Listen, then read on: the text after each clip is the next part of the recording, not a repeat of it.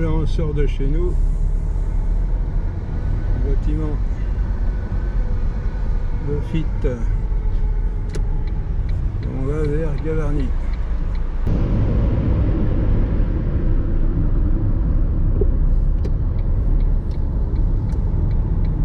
Voilà la sortie de Lourdes.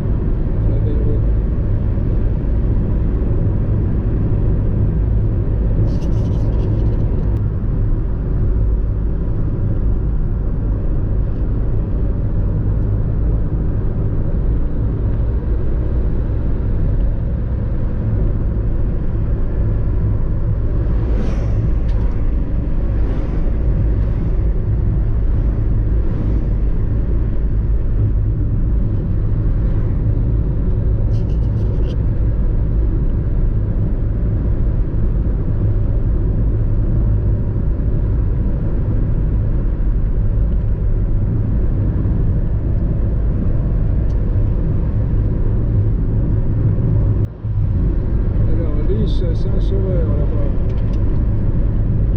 au pied des montagnes.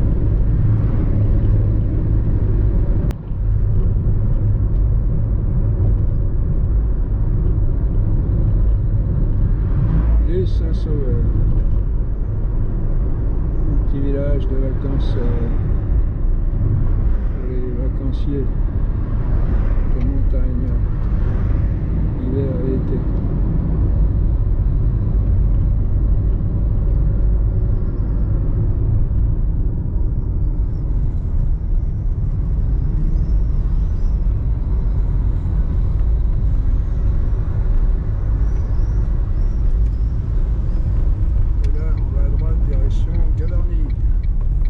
Ça va au col du Tourmalet.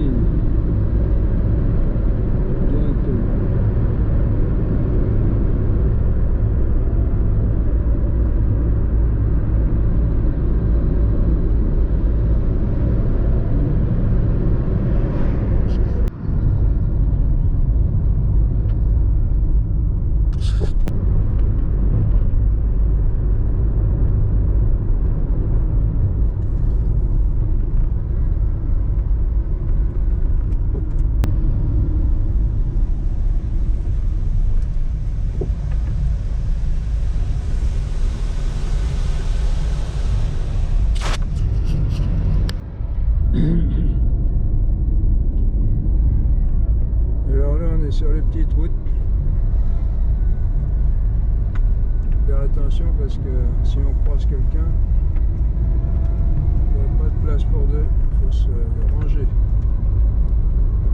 Voilà, c'est magnifique.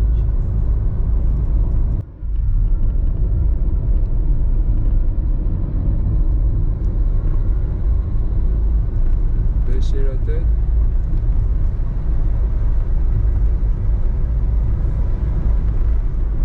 Ah, une marmotte là, regardez. Regardez, hop là. Petite marmotte. Normalement elle siffle quand on arrive pour prévenir les copines.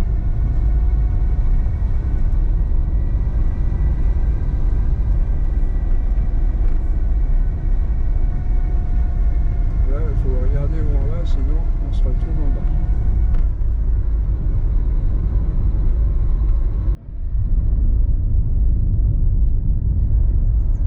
Voilà, on arrive au bout de la voiture. Maintenant, on va prendre le vélo. Faire un petit bout.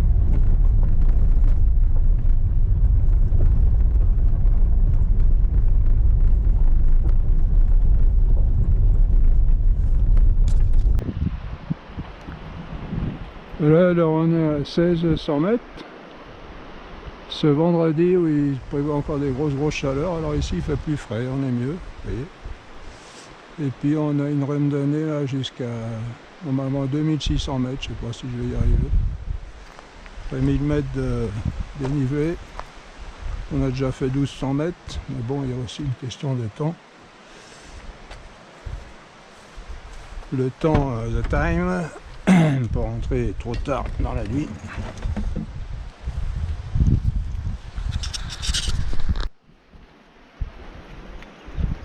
Alors, ça va en vélo.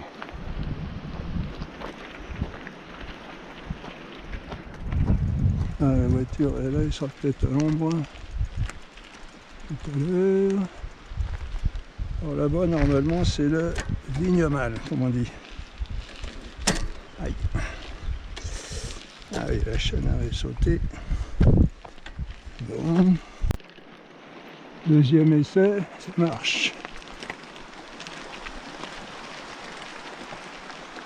Ça monte pas trop, ça va.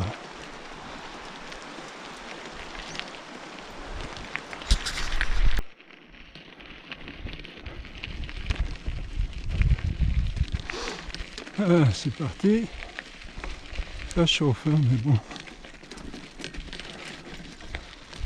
On espère qu'en montant, ça va se rafraîchir.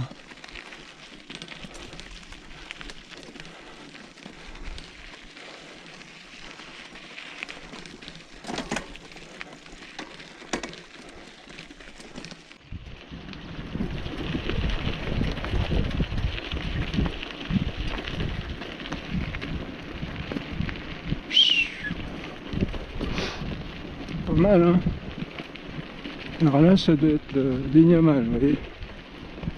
Alors déjà, des petites choses toutes bêtes, hein. La philosophie, c'est quoi?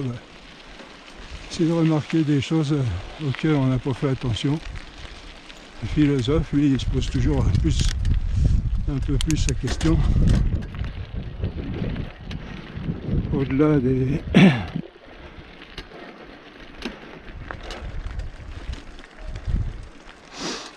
Au-delà des pensées courantes, il se demande plus profondément qu'est-ce que c'est. Alors, pourquoi gagner du temps? Alors déjà, oui, les panneaux, par exemple 80, avec un rond rouge là, ça veut dire limité à 80 km/h. Ça veut dire vitesse maximale. 80 à l'heure. Ça ne veut pas dire qu'il faut absolument rouler à 80.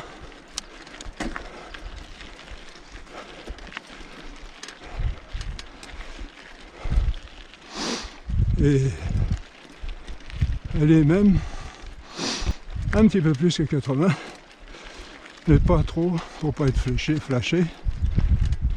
Bon, on continuera de en arrière. Après on a la chaîne du Gavarnie qui continue. Après c'est le... Comment ça s'appelle après? Là... Oh, je m'en rappelle plus.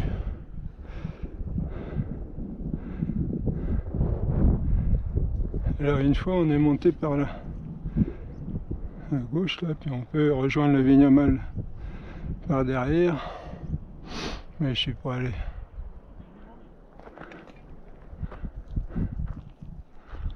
Voilà, magnifique, un temps superbe.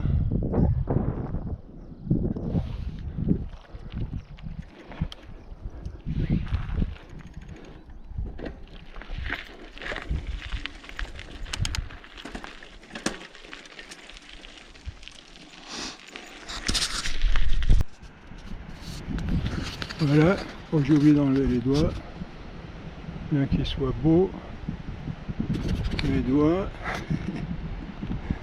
c'est pas le plus intéressant. Voilà, on vient de là-bas, là en bas, ça chauffe un peu, mais il y a un bon petit vent, petit air frais, là. Plus ou moins frais.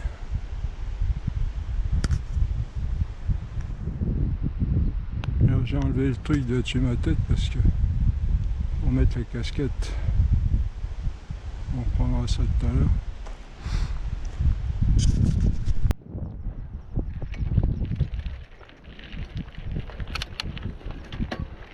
Là on arrive au lac, on en voit un petit bout à gauche là. On va laisser le vélo et puis on va aller à pied.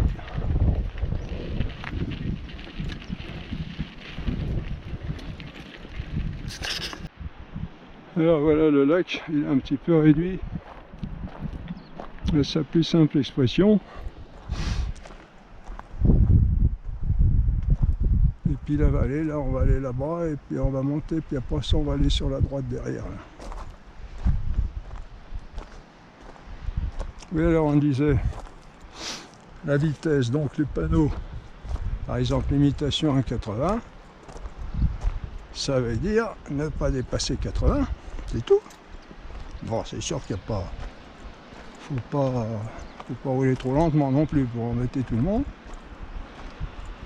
Alors les gens, mais j'en fais partie aussi un peu, hein, ils croient qu'il faut aller à 80 absolument, et un petit peu plus de 80, mais pas trop, pour un peu plus pour dépasser, avoir le plaisir de dépasser la vitesse permise, et puis pas trop pour pas avoir l'amende. Alors, bon, on est tous pareils, hein, c'est sûr que, surtout avec les merveilles qu'on a de voitures aujourd'hui, et qu'appuyer un petit peu et puis ça décolle. Bon, mais enfin, des fois, il faut revenir à des réflexions plus étendues, dirions-nous, plus profondes. Qu'est-ce que le temps? Et pourquoi gagner du temps? Pourquoi aller vite? Moi, je pense des fois à nos ancêtres là, qui se promenaient avec des chars à bœufs. Et ben, ça allait pas vite, hein. Ça faisait quoi? Ça faisait du 2 à l'heure. Et puis, ils mettaient des fois une journée pour faire quelques kilomètres. Ou à cheval. Bon, le cheval, ça allait plus vite. Moi, j'ai appris que j'ai fait du cheval. J'ai appris que normalement, on peut faire 40 km par jour avec un cheval, si je me souviens bien. Bon, ça c'est pareil, hein, 40 km par jour, ça fait divisé par 10. Si on fait ça en 10 heures, ça fait 4 km heure. Hein. On s'imagine pas aujourd'hui. On veut tout de suite aller très très vite. Alors aller vite, démarrer vite. Bouh, on arrive à un carrefour. Il faut aller le plus vite possible et freiner au maximum. Bon, déjà là il y a des dépenses d'énergie inutiles, mais bon. Mais le temps est sauvegardé. Alors moi je me dis, est-ce que ça serait pas une idole, ce temps? On cherche la vitesse, le temps à gagner. Et puis le Satan qui serait derrière tout ça. Ah oui. Satan, vous savez, qui se manifeste sous diverses formes. Hein.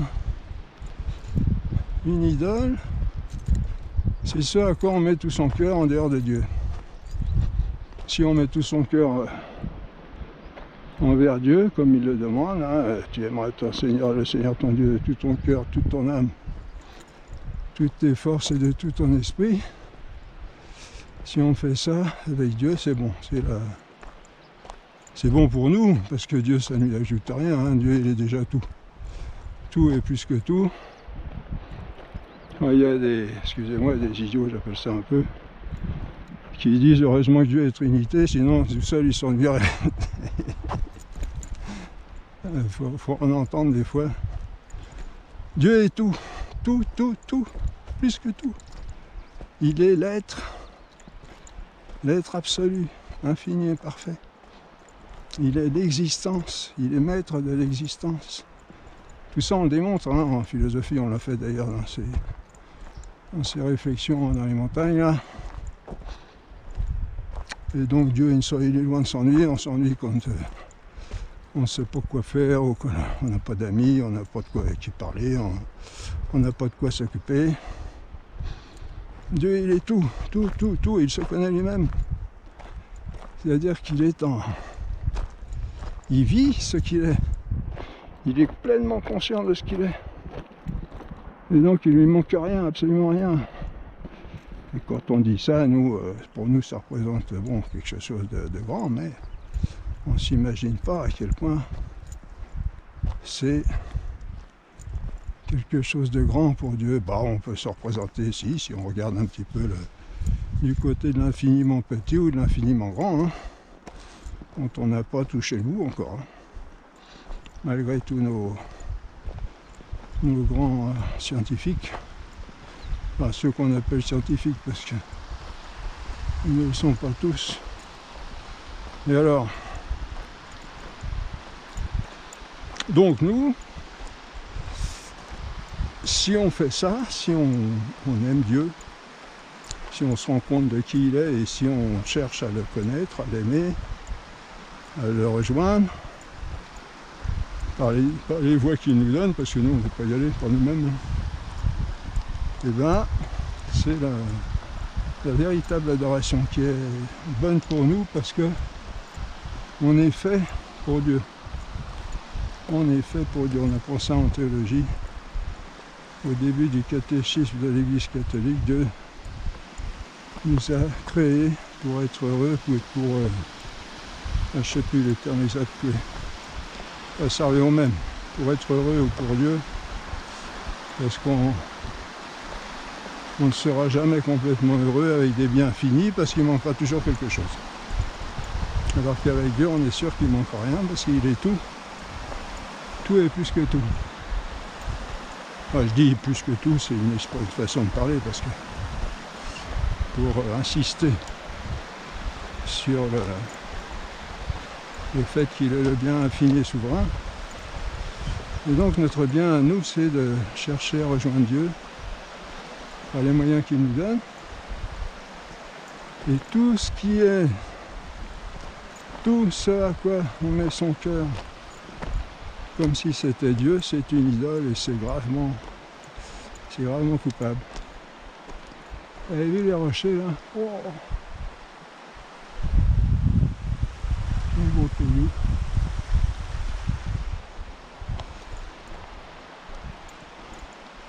Et alors, bon, vous savez l'histoire, là, Satan c'est quoi?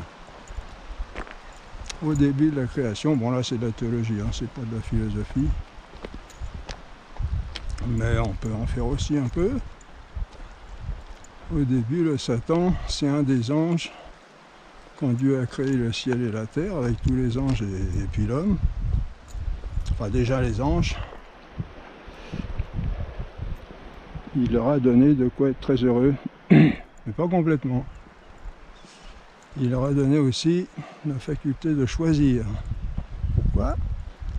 Parce que Dieu nous a créés par amour et pour l'amour, et on ne peut aimer si on n'est pas libre. Et pour être libre, il faut pouvoir choisir. Et donc Dieu a créé tous ces êtres-là avec la liberté, les anges et l'homme. Et il leur a donné de choisir. Il leur a donné déjà beaucoup de bien. Les anges, il paraît que c'est les... On n'est pas vu, mais on apprend en philosophie et théologie. Ce sont des êtres supérieurs à nous. Et il y a tous des degrés, tout plein de degrés. Du plus petit au plus grand. Et le plus petit ange, il est plus grand que nous. Ils sont d'une nature supérieure à nous. Bien qu'il n'ait pas de corps. Et donc, Dieu au départ a créé tous les anges. Il leur a donné de choisir, et certains ont choisi Dieu, et certains autres, dont Satan, le chef, a refusé Dieu. Il s'est dit, moi aussi je veux être Dieu. Je veux être le chef de ma soupe. Et donc il s'est séparé de Dieu. Et alors, comme le royaume de Dieu c'est l'amour, la vérité, la justice, etc. Comme Satan ne veut pas de Dieu, il ne veut pas non plus de son royaume, donc lui il va construire son royaume à l'opposé, c'est-à-dire dans la haine, le mensonge, l'erreur et l'injustice. Hein, on les appelle les gens qui sont du côté de Satan, les hommes, les iniqui. Et ça veut dire écous, c'est celui qui est dans la justice. Hein, c'est même racine que égal. Et icus, ceux qui sont dans l'injustice. Les impies, tout ça, oui. Donc, Satan. Mais vous allez voir, vous allez me dire quel rapport avec la vitesse et puis sur la route, vous allez voir. Donc Satan choisit la voie opposée et il va construire son royaume. Donc déjà au ciel, il a embarqué pas mal d'autres anges dans son affaire, les démons, qui vont tous travailler pour lui. C'est-à-dire pour son royaume de haine, de mensonges et d'injustice. Ce qui leur font récolter la souffrance et le malheur. Alors vous me direz pourquoi ils ont choisi ça, si c'est la voie de la souffrance, parce qu'ils savent qu'ils sont bons pour l'enfer pour toujours. Hein. Et puis, ils ne peuvent pas changer. On apprend en théologie que les anges, nous on peut changer, on peut se repentir, on peut changer d'avis puis dire non, là j'ai pris la mauvaise route. Les anges ne peuvent pas changer parce qu'ils savent tout ce qui les concerne, selon leur degré d'être à chacun. Ils savent tout ce qu'ils ont à savoir. Ils n'apprennent pas des choses supplémentaires. Oui. Donc la décision qu'ils prennent ils la prennent une fois pour toutes parce qu'il n'y a pas d'autres éléments qui pourraient venir leur faire changer d'opinion. Comme par exemple, nous, on pense que Dieu est très méchant, des fois. Et puis, on finit par comprendre que non seulement il n'est pas méchant, mais il est la bonté même. Tout ce qui est le plus beau. Et alors, on se repent, on se dit, non, ben, tiens, je me suis trompé, Dieu, c'est pas... En fin de compte, c'est quelqu'un de très intéressant. Bon, c'est un exemple pour l'instant. Alors, les gens ne peuvent pas changer parce qu'ils ont toutes les connaissances nécessaires à leur être, à leur état, à leur nature, dès le départ. Et donc, c'est pour ça qu'on dit, dans l'écriture, il y a eu un grand combat dans le ciel. Michel avec ses anges s'est battu, je sais plus par l'exact, mais il y a une grande bagarre entre les bons anges et les mauvais. Michaël, en hébreu, ça veut dire qui est comme Dieu. Et Satan a voulu devenir Dieu lui-même. Et c'est Michel, il dit non, tu te trompes, hop, à dégager. il l'a mis à la porte. Et Satan, donc oui, pourquoi ils ont choisi cette voie-là, alors qu'ils savent très bien que c'est l'enfer éternel qui les attend? Eh bien parce que leur orgueil, ils satisfont leur orgueil comme ça. Vous voyez, il y a un plaisir, et chez les hommes ça se voit aussi, hein, il y a un plaisir plus grand de satisfaire son orgueil, même si ça apporte beaucoup de souffrance. Bon, c'est un petit peu aberrant, hein, mais bon, ça les regarde. Mais le fait est, et ça j'ai touché du doigt cette vérité-là en lisant l'Exorciste de Rome. C'est un grand exorciste très célèbre qui a beaucoup, je ne sais pas s'il existe encore d'ailleurs, qui a fait beaucoup d'exorcismes. Et alors, un jour, il interroge un démon, puis il dit qu'il était dans une personne. Il dit, mais pourquoi tu fais ça? À quoi ça t'avance? Et le démon lui répond par la bouche du possédé, mais tu comprends pas, je résiste à Dieu, je suis plus fort que Dieu, je résiste à Dieu. Mais c'est vrai que Dieu nous laisse notre liberté, et par là on peut aller jusqu'à résister à Dieu, même l'homme, hein, c'est pareil. Et alors, vous allez voir quel rapport avec la vitesse. Bon, alors Satan a choisi cette voie-là avec tous les démons qu'il a remis avec lui. Et qu'est-ce qu'il va faire avec les hommes? Il a été jeté sur la terre, hein, avec nous. On dirait malheureusement, mais bon, le Seigneur sait ce qu'il fait. Et tout ce qu'il fait, c'est toujours pour le bien absolu qu'il est, en fin de compte. Hein. Donc Satan est parmi nous, puis qu'est-ce qu'il cherche? Il cherche, comme il veut être Dieu, il cherche à se faire adorer. Et, voyez un petit peu où on va en venir là. Il cherche à se faire adorer, et comme il est affreux en lui-même, bon ça, on le sait par la théologie, et puis par des mystiques comme Padre Pio, hein.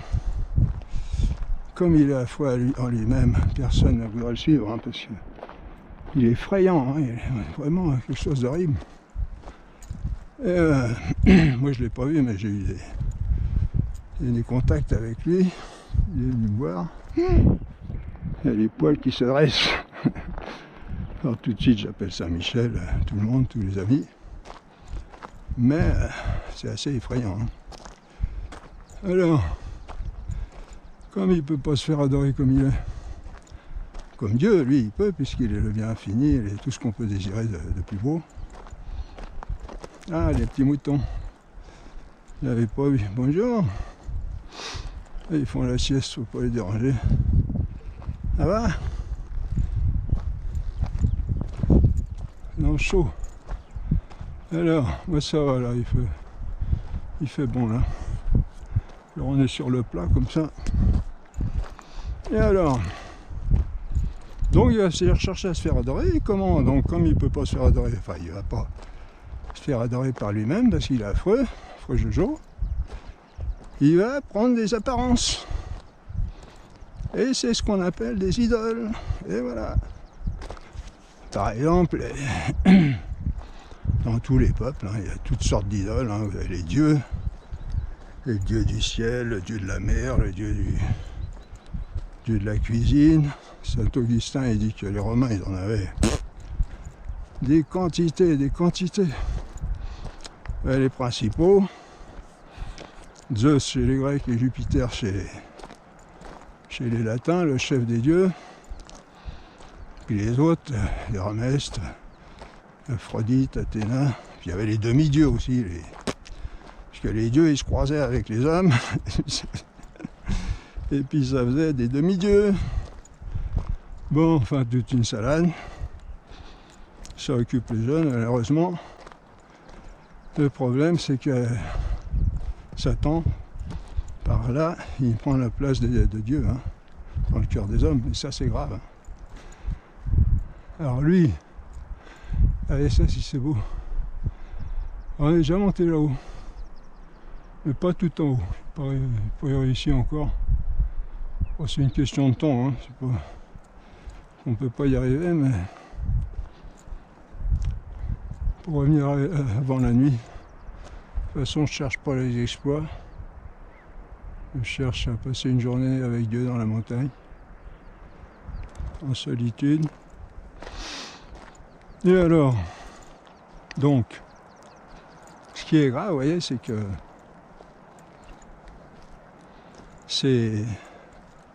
l'homme va adorer Satan sans le savoir, à la place de Dieu.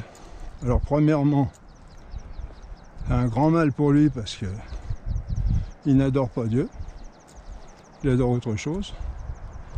Et puis la place est prise, il ne va plus chercher Dieu après. Il a son Dieu, ça y est, c'est fini. Le loquet est fermé. Comme, j'allais dire, comme dans les toilettes, là. On ferme le rouge. Bon, c'est peut-être une comparaison un petit peu. Mais bon, on n'est peut-être pas très loin, de vérité. Et premier problème, et deuxième problème, c'est qu'ils se soumettent à Satan. Et ça, c'est grave, parce que si les gens restent comme ça jusqu'au bout, ben, à la fin, ils vont avec celui qu'ils ont choisi. Et c'est une éternité d'enfer. Vous voyez ? Ben, je pensais pas en arriver là, et puis vous voyez, ça nous fait une réflexion assez utile. Vous voyez ? Tout ça, ça se tient, hein ? Et ça se vérifie. Vous voyez combien de gens ont des idoles, hein, c'est-à-dire des choses, des êtres, même des personnes dans lesquelles ils mettent tout leur cœur. Bah, vous savez, le fou amoureux d'une jeune fille, bon, c'est pas interdit d'être amoureux, mais il ne voit plus qu'elle et il en perd la tête. Et malheureusement d'ailleurs, s'ils ne sont pas bien formés pour vivre cette vie, au premier problème, bon, peut-être pas au premier, mais au bout de certains problèmes, ben ça se dégrade. Et c'est même, ça peut devenir dramatique d'ailleurs, parce que l'homme ou la femme s'aperçoivent que l'autre n'est pas Dieu, loin de là, et ça peut faire des chutes assez vertigineuses, assez douloureuses. Vous voyez ? Donc ça peut être... Alors, moi je me dis la vitesse, bon c'est une réflexion, c'est vrai que je n'y avais pas pensé avant. Mon Dieu, le Saint-Esprit peut-être qui... me dit cette vitesse-là, c'est une sorte d'idole, où Satan se fait adorer. Et il faut absolument verser la dîme à notre maître, pas moi, mais je parle en général, pour le satisfaire. Et c'est lui qui pousse à la roue derrière. Vous voyez ces gens qui vous serrent derrière, là, c'est diabolique ça. Je les regarde, je garde la tête, ceux que je croise des fois, je regarde leur tête des fois. Faut voir des yeux pleins de haine, hein, par rapport à celui qui est devant. Eh bien voilà. Donc le temps, enfin là c'est plutôt théologique, gagner du temps, parce que pourquoi gagner du temps en fin de compte? Si on demande aux gens, moi je leur demande des fois au supermarché, quand on fait la queue là, je parle avec les gens, et qu'est-ce qu'on en fait du temps qu'on a gagné?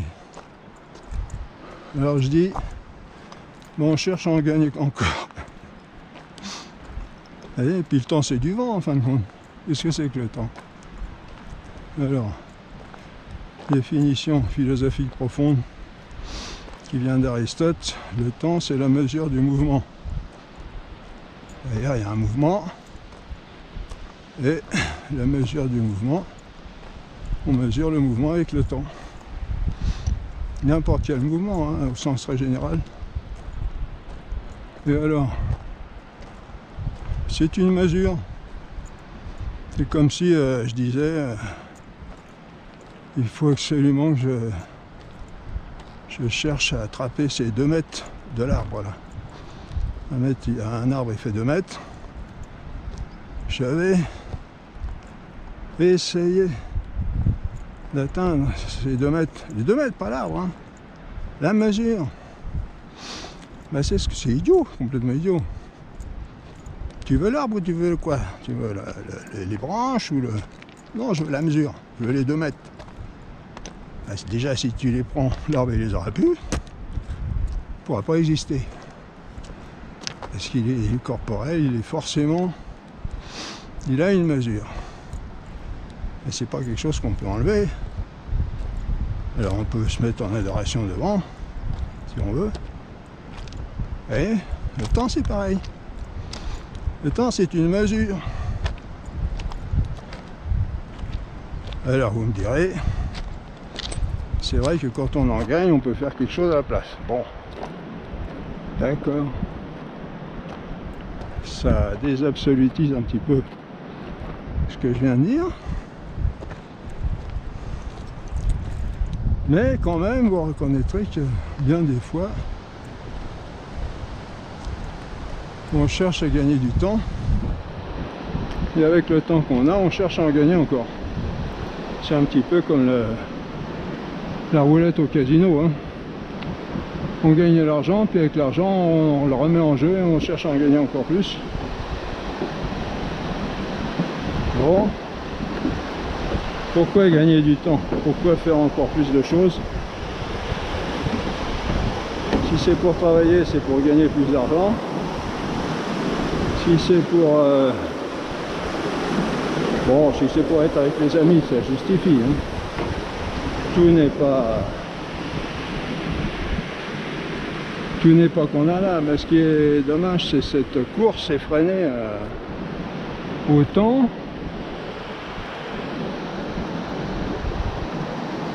Et il faudrait revenir à des considérations plus paisibles. Et puis plutôt regarder du côté de l'utilisation du temps. L'utilisation du temps. J'ai tant de temps par jour, j'ai 24 heures par jour, j'ai 30 jours par mois, 365 jours par an, et puis je peux dire que j'avais peut-être, je crois, 80 ou même 90 ans d'existence. Bon.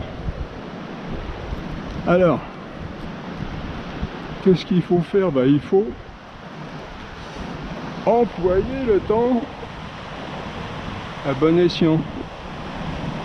À quoi on va l'employer?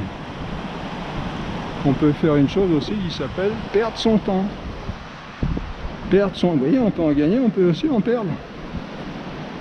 Perdre son temps. Alors, utiliser le temps pour autre chose, c'est pas le temps qui est principal.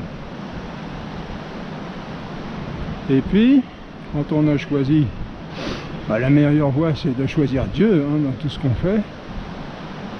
Et dans ça, ça veut pas dire que tout le monde doit être moine, mais choisir un but, ça s'appelle trouver un sens à sa vie, et puis tout ordonner raisonnablement à cela. Alors donc il y aura la première démarche qui se fera de choisir un but qui correspond le mieux à, bon, déjà à ce qu'on désire, mais aussi surtout à... Alors mon petit GoPro il nous a abandonné tout à l'heure. J'ai pas dû assez le charger, je crois qu'il était chargé au départ et puis il devait y être qu'à moitié, donc je reprends avec le téléphone là. Donc on parlait du temps. Le temps, alors si, une petite réflexion qui m'est venue entre deux, là. Comme beaucoup de choses, on fait d'un relatif un absolu. Hein, et c'est ça l'idolâtrie en fin de compte, hein, parce que quel est le véritable absolu? C'est Dieu. Et quand on prend autre chose que Dieu pour en faire Dieu, ben on fait du relatif un absolu. Parce que tout est relatif, tout ce qui n'est pas Dieu n'est relatif, hein, ne serait-ce que pour l'existence. On n'a pas l'existence par nous-mêmes, on le sait bien. Alors donc on disait tout à l'heure gestion du temps, l'utilisation du temps, gestion du temps, plutôt que chercher à gagner du temps, aller plus vite, toujours plus vite. Ça c'est une course, une illusion et une course à la frénésie, à la vitesse. Bon, la vitesse, oui, on peut aller toujours plus vite. De toute façon, moi j'ai envie de dire à ceux qui veulent aller vite puis qui réussissent à aller vite, vous savez, vous pouvez aller beaucoup plus vite que ça. Hein. Vous n'avez pas fini. Puis de toute façon, même si on va très très vite, en imaginant des vitesses supersoniques, on pourra toujours aller plus vite. Hein, donc c'est une illusion ça. Toujours plus vite. Quel but il y a à atteindre dans ça, en cela? Alors, ce qu'il faut voir plutôt, c'est la gestion du temps. Et on a tant de temps par jour, on a 24 heures par jour. Et donc, il faut gérer ça. Alors, comment gérer? Il y en a qui vont le faire pour se faire plaisir, il y en a qui vont chercher à avoir une bonne vie sur la Terre, une bonne place, une bonne situation, une belle fonder une famille peut-être. Enfin, je ne sais pas si c'est encore dans les projets des gens, malheureusement, aujourd'hui. Si ça y est encore, tant mieux. Mais bon, même ça, s'il est très beau, et ce qu'on a le devoir de faire, hein, c'est pas encore un absolu, c'est relatif. Relatif à la société, relatif à Dieu, relatif à... Même dans notre vie, c'est quelque chose de... Ça ne peut pas être un absolu, puisque de toute façon, cette vie-ci va finir. Et donc, l'absolu, il risque de se casser. Donc, pour ne pas être trop long, ce qu'il faut surtout, c'est gérer ces biens-là. Dès l'instant où on a compris qu'il y avait un bien absolu, infini, parfait qui est Dieu, et que tout doit être ordonné vers ce bien-là, et bien tout le reste sera à gérer en fonction de ce bien-là. Voyez ? On peut le prendre autrement en disant que même si on n'accepte pas Dieu comme fin ultime, si on a toujours une fin de toute façon dans notre vie. Hein. L'avare, ça va être l'argent, le jouisseur, ça va être les plaisirs charnels, l'ambitieux, ça va être la gloire, le paresseux, ça va être le repos, comment dépenser le moins d'efforts possible. On a toujours un but et on va tout ordonner à ce but, y compris le temps. Et alors comment gérer le temps? Le temps, on le gère toujours de toute façon, hein. On est dedans, on ne peut pas y échapper. Donc la question après, ça va être comment le gérer le mieux possible. Et donc, gérer le temps le mieux possible, ça va être de l'intégrer dans tout ce qui est ordonné à la meilleure fin, c'est-à-dire Dieu, ou moins le souverain bien, en cherchant ce qui peut représenter le bien le plus grand pour un homme. Et donc si on cherche sincèrement dans la vérité, on s'apercevra que ce qui répond à cette définition, c'est Dieu en fin de compte. Et donc gérer le temps en fonction de cette fin qui est Dieu, donc l'employer à chercher Dieu, à le trouver, et puis aussi à faire ce qu'il demande, parce que c'est lui qui connaît le chemin qui va à lui, c'est pas nous. Enfin nous on le voit un peu, mais et surtout lui, parce que nous on peut pas aller à Dieu de nous-mêmes, parce qu'il est en dehors de notre sphère d'activité. Donc gérer le temps, alors après, sur la route, on a un parcours à faire, il faut respecter les limitations de vitesse, respectons-les, et puis employons le temps pendant lequel on est dans notre voiture. Moi je l'emploie à prier, à dire le chapelet, tout en restant bien attentif évidemment au code de la route. Mais à ce moment-là, on ne fait pas de quelque chose de relatif en absolu, on ne fait pas d'idolâtrie. On ordonne cette chose relative, comme bien d'autres, au meilleur bien qui est Dieu. Voilà. Donc, et puis accepter qu'il faut un certain temps pour faire les choses aussi. Hein. Ça, moi, j'ai commencé comme menuisier, je suis menuisier professionnel. Quand on est jeune ou quand on est incompétent, on voudrait que le travail soit fini avant d'être commencé. On a l'idée, paf paf, on prend les outils, on se fait du mal d'ailleurs parce qu'on va trop vite. Et puis on fait que du mauvais travail quand encore on arrive à faire du travail. Il faut prendre le temps, il faut savoir que le temps, on apprend ça, hein, les compagnons, les vieux compagnons, dont je fais partie maintenant, puisque j'ai 50 ans de métier, on apprend que le travail se fait avec le temps et que le temps est intégré dans le travail avec, comment dire, tranquillement, vous voyez, avec sérénité, sans traîner évidemment, mais en prenant le temps raisonnable qu'il faut pour faire les choses. Voilà, c'est peut-être ça la définition, vous voyez. Prendre le temps raisonnable pour faire les choses. Et bien sur la route, prendre le temps de rouler. Moi je trouve qu'au début j'étais contre cette idée de limiter à 80, puis en fin de compte, je me perçois que on fait des drôles d'économies de carburant avec ça. Et je m'aperçois aussi qu'en fin de compte, il y a beaucoup de routes où on peut pas aller plus de 80. Bon, on peut y aller, mais si on veut respecter les règles de la prudence, on s'aperçoit que 80 c'est une très bonne vitesse dans la plupart des cas. Bon, il y a des routes, c'est sûr, qui sont en ligne droite. On se demande des fois pourquoi c'est limité à 80, mais c'est assez rare en fin de compte. Surtout que moi, je prends pas les autoroutes. Alors. Et voilà, donc savoir utiliser le temps, accepter que le temps, accepter de laisser au temps le temps d'être ce qu'il est. Hein? Laisser au temps le temps d'être ce qu'il est pour parcourir 80 km, oui, bah, il faut une heure, hein, il faut accepter que ça fasse une heure. Et puis, en se disant que ça pourrait être plus, ça pourrait être moins, mais non, c'est ça, bon, là, voilà, c'est bon. Et puis, relativiser les choses, voilà. Je voulais dire, il y aura un autre sujet,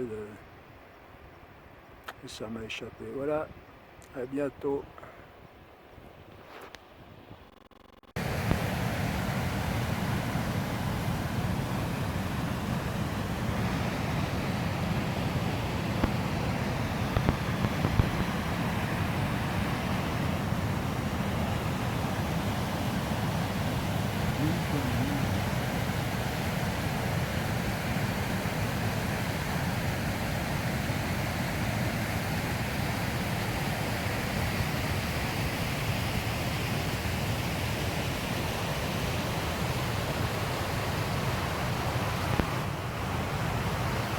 Très beau, on est à 2300 à peu près.